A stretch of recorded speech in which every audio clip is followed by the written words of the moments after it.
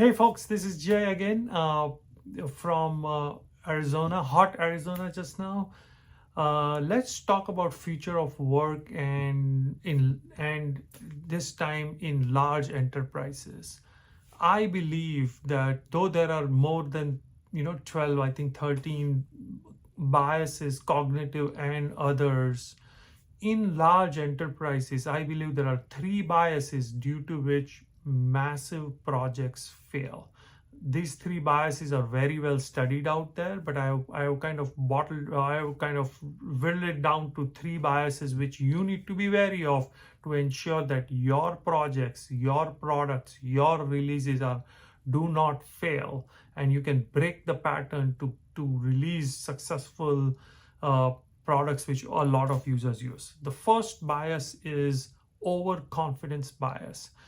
This is the way this bias is defined is just because you have planned everything all well and you have done something for the last 10 years and you have all the right people who have the experience, it will follow, success will follow.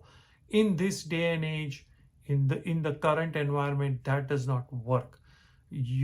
Every release, every product, every project you do needs to be looked at with the lens of the current situation. What is the current team? What is their skill set? What is the current customers looking at? How is their domain changing?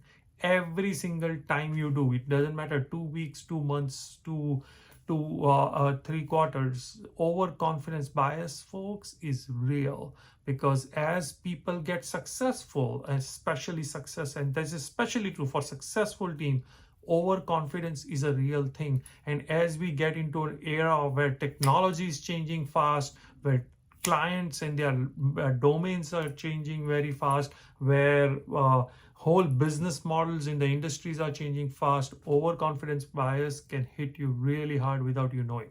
Number two bias is sunk cost bias. A lot of times, a lot of teams make mistakes.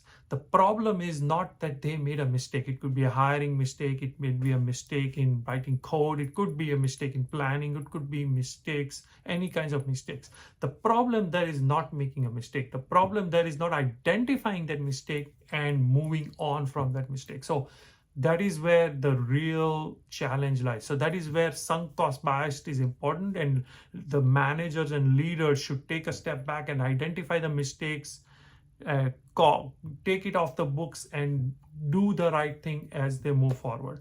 Third bias, which I want to call out for, especially for large companies and projects, is recency bias. In this world of agile, as we sprint again and again and again, you are doing kind of the same category of tasks multiple times to finesse your products in kind of the improvement areas and things like that. It is very easy to think that, hey, this worked last quarter, so it would work now.